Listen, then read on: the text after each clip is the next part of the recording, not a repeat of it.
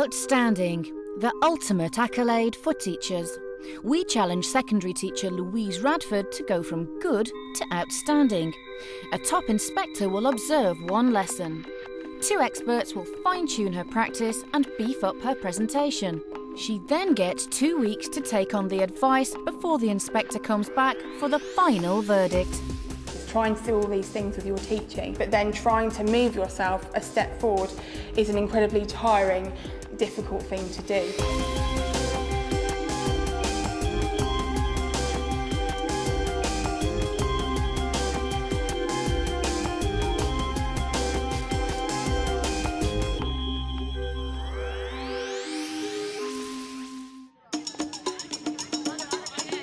Kingsbury High School is a massive comprehensive in northwest London. Louise Radford is an English teacher in her 2nd year at Kingsbury. Since my teaching career started, I've wanted to know how to be the best possible teacher I can, because I think it's a crime to go into the classroom and not do the best of your ability every single day. Her English department rates her teaching as good. I'm really looking forward to that process of finding out the kind of teacher I am, what my strengths are, what my weaknesses are, what I can do to improve, and going through a really vigorous process of improvement. Everyone look at the interactive whiteboard. Louise will focus this challenge on her Year 9s. I think Miss Radford could improve by getting the whole class involved and making sure that everyone gets involved instead of the usual people putting up their hands. I want you to do it in your books. Sometimes she just makes us work on our own, but she is a good, really good teacher. In just 2 days' time, she'll be under the gaze of our eagle-eyed inspector, but there's still time to catch up with her college friend Claire. So what sort of thing are you going to be teaching? Well, we've just started the GCSE syllabus, so we're going to do poems from different cultures, and I thought I'd do half cast. Standing on one leg. Yes, that's right, yeah. So I'll be there standing on one leg. I know Louise from Homerton College. She's very calm in difficult situations, and I'm sure she'll do fantastically well. I'm sure she's excellent already. I've never been observed by an Ofsted inspector or by an HMI inspector, and I'm quite excited in a weird way to get the sort of luxury of being observed by one of these inspectors to get a really honest appraisal and a breakdown of my teaching. So I'm incredibly nervous about the whole thing, but I'm also quite excited because I think it's quite a unique experience, quite a unique opportunity. It's the morning of her observation. Just time for some reassurance from Head of Department Rachel Kitley. I've really tightened up my lesson plan, and I've made sure that I know the timings of everything, and everything's really tight, and I'm going to move it through everything at a good pace. So I just have to get in there now and do it and see how it goes, I think. Yeah, you'll be fine. I hope so. Be nervous. OK. With hundreds of inspections under her belt, School Inspector Claire Gillies leads inspection teams up and down the country. She certainly knows an outstanding lesson when she sees one. This is Louise teaching Year 9 English, and I'm obviously hoping to see a good lesson and maybe some outstanding elements as well. Louise has 55 minutes to impress the inspector. Right. We've got 2 aims for today's lesson. Aim 1 is to understand how Agard, that's the poet we're going to be looking at today, uses language to create the tone of his poem.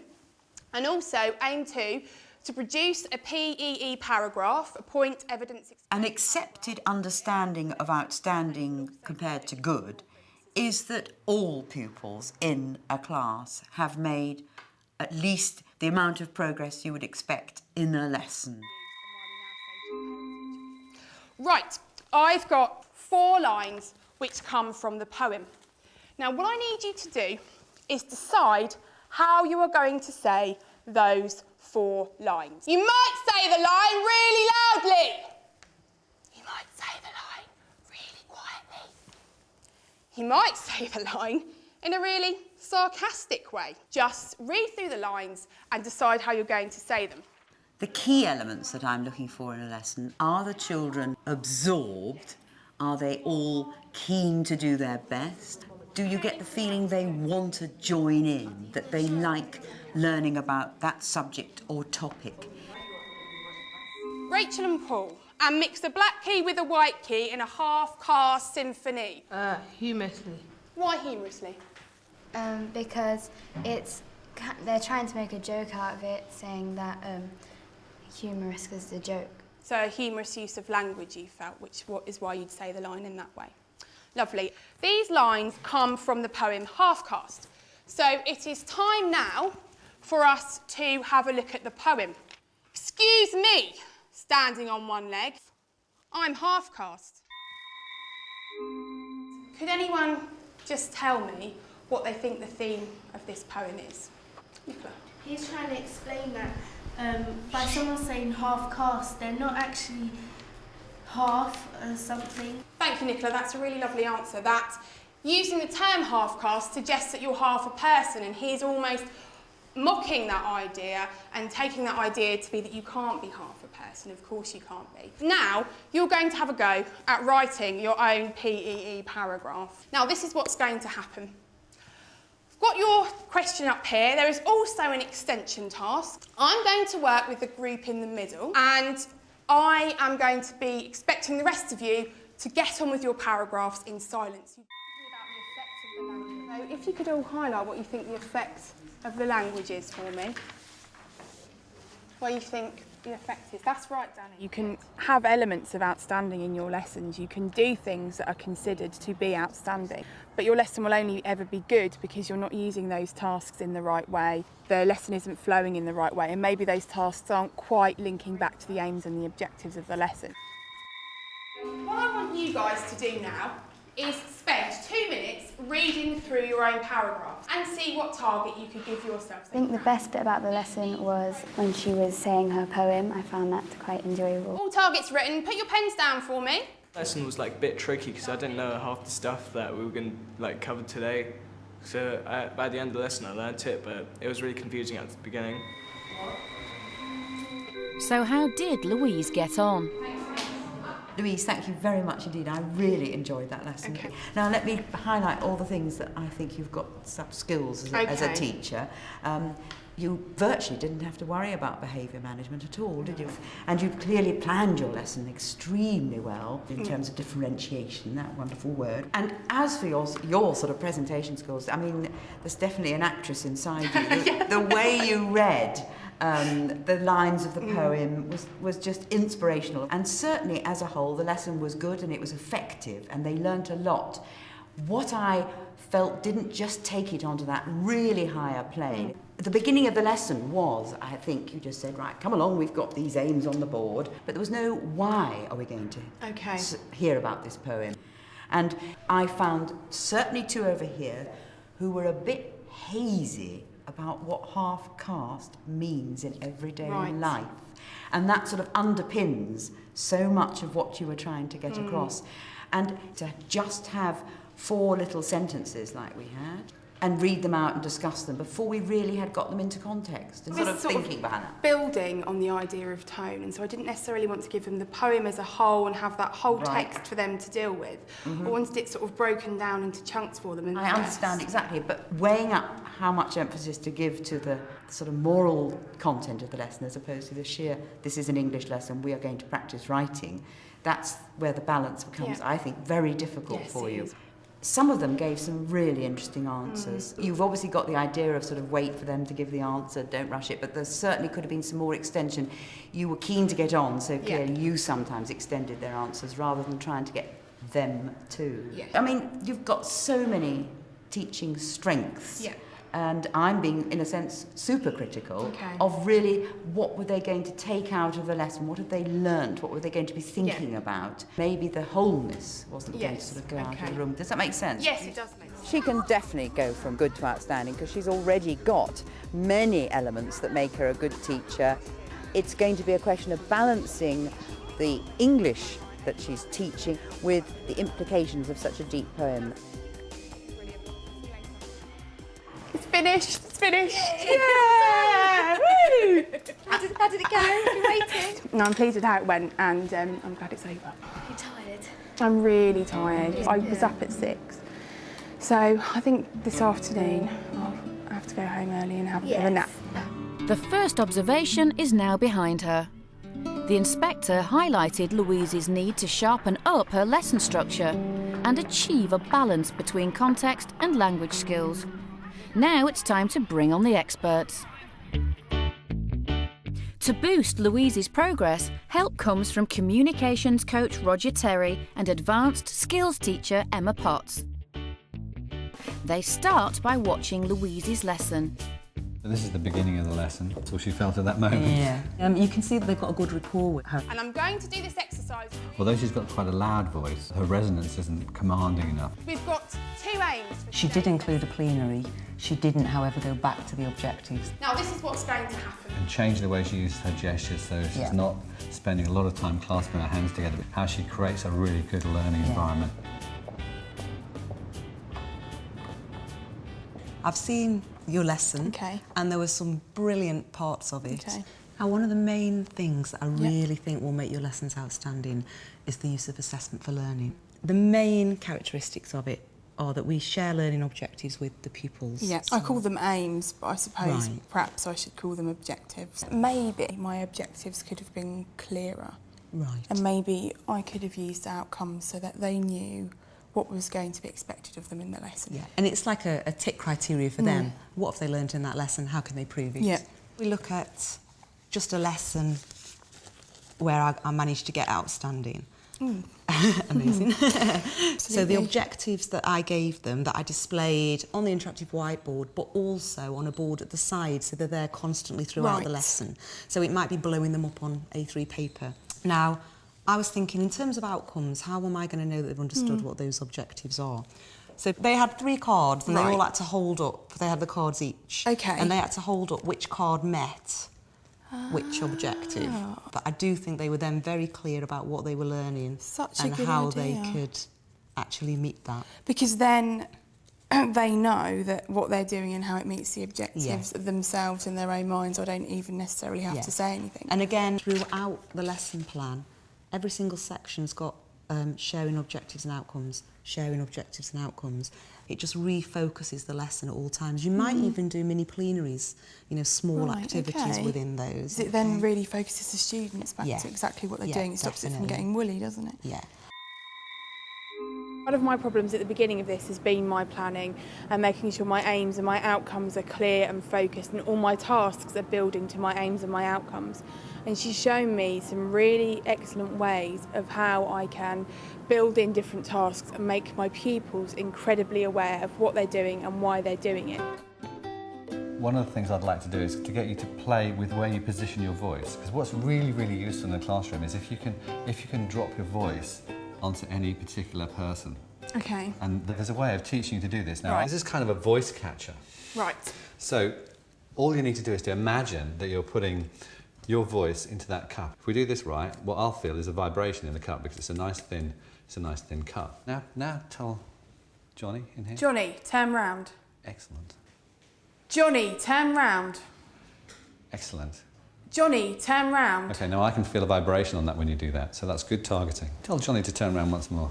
Okay. Johnny, this is the last warning. Turn round. Very good.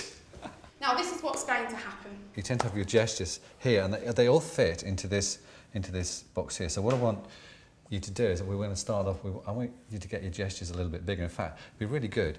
You know, when you're creating a picture for people, you really want your hands right up here. Yeah. How does that... Weird. Even higher up than that. Don't like it. You don't like it? Don't like that at all. Feels strange. You might want to describe the mountains and the snow. I feel like a bit crazy waving my hands around like that way. Okay. There's another place where you can use gestures. Right. And especially if you want people to put things in order. The first thing we're going to do is this, the second thing we're doing this. And it's really good to have your gestures aligned with the things that you want to do. The sequencing gestures will happen around here. Okay. This gesture with open palms. Now, that's a great gesture when we're trying to pull everybody together.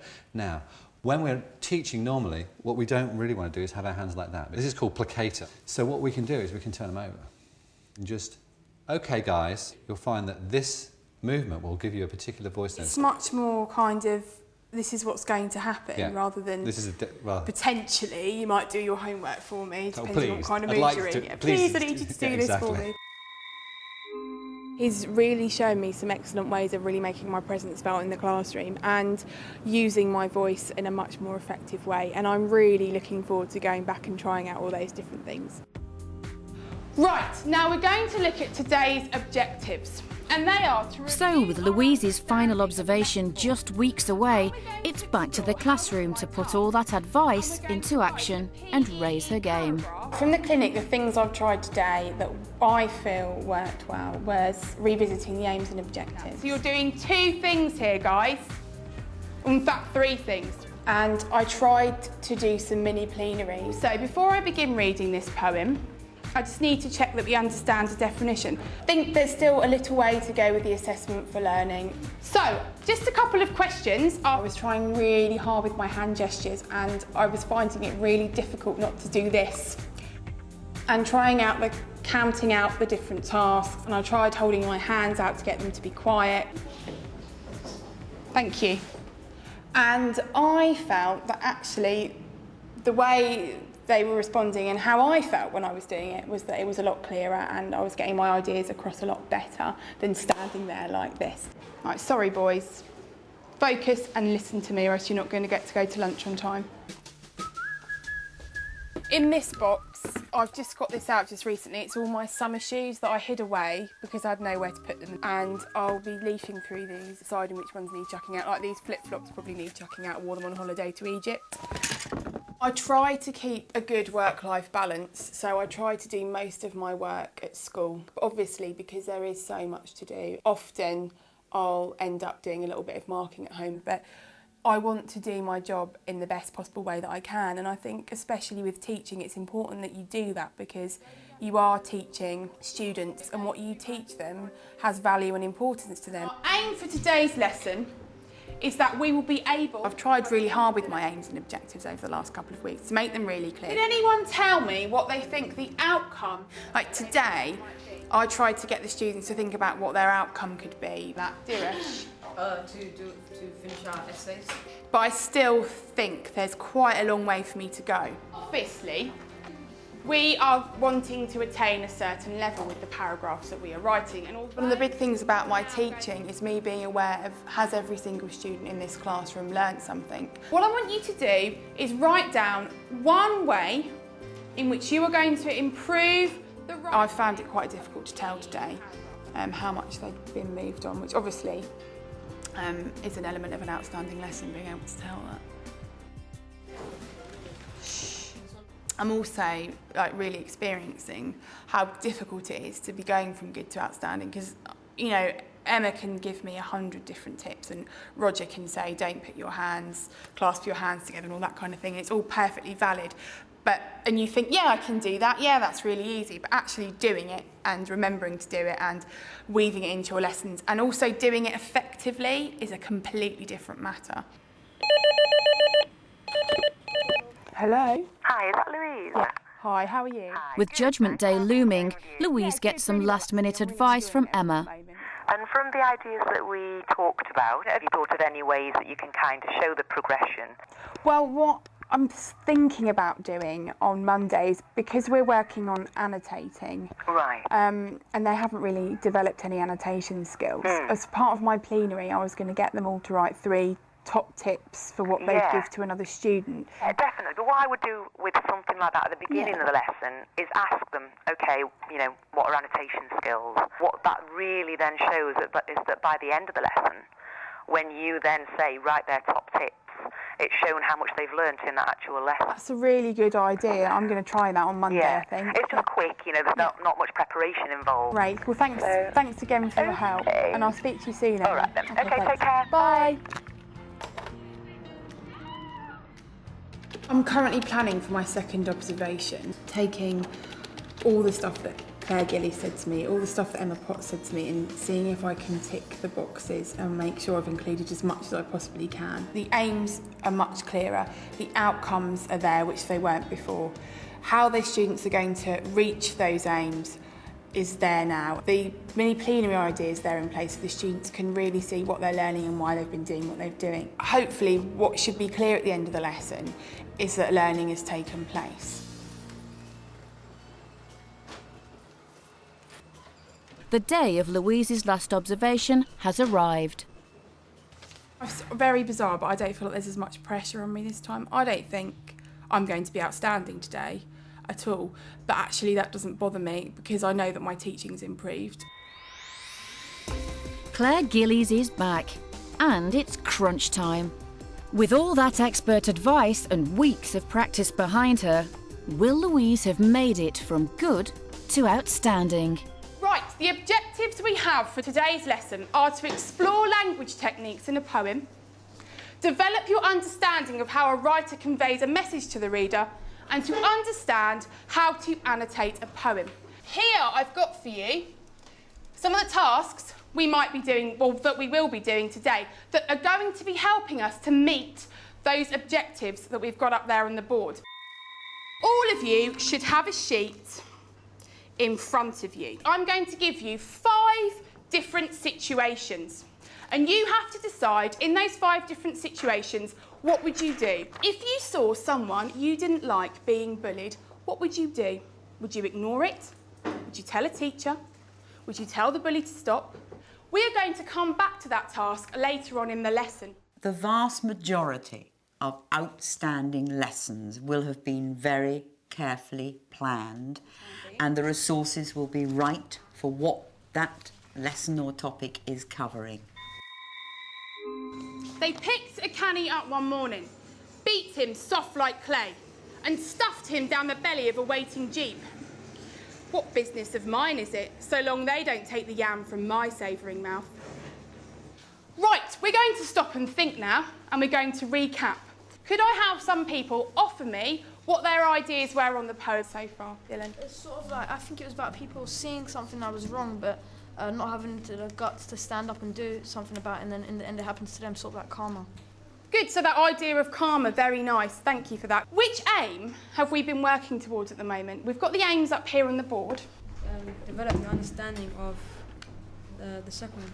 How a writer conveys a message to the reader. Yes? I think Miss Radford is a good teacher, and recently I think she has begun to get better because she's individually asking people about what they think and how they understand the work that's been given. We are now going to move on to looking at developing our annotation skills. Now, I just want you to tell me, could anyone just put their hands up and tell me what annotation skills they think they might already have? Sometimes you can number the paragraphs. Today, I'd like you to tell me, if you think you're not confident in annotating, or you think you might need some help, can you go and sit over there for me, please? So, we've got this quote here. They picked a canny up one morning, beat him soft like clay. So, first of all, what language technique is that? It's a simile. I actually understood quite a lot because sometimes I don't actually get stuff. Today I actually got help like from the guided group. Because Miss just took us and actually just sat down and just actually explained to us what actually everything meant.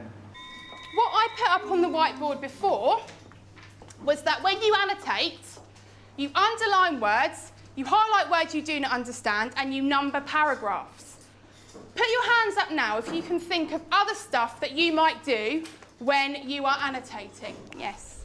Annotate different types of words like we've learnt today, similes, personification. Thank you. Now, what I want you to do is write down 3 top tips that you would give someone if they were going to be annotating a poem. At the end of a lesson, obviously you're going to step back and reflect on how much have these pupils learnt in that particular lesson that's been observed.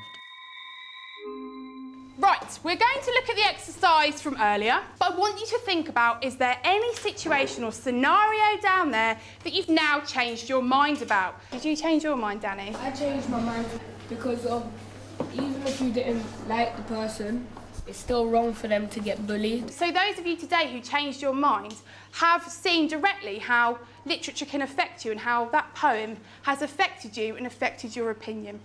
You've all worked really well today, well done. OK, you can pack away now. I just think the lesson went really well, and eventually everyone understood the aims, and the majority of the class did get involved. Louise, thank you very much for letting me observe that same group again, and there were many outstanding features which made for a very successful lesson. And how did you feel it it went. I feel it went much better than last time, and I feel that my aims and my objectives were much clearer.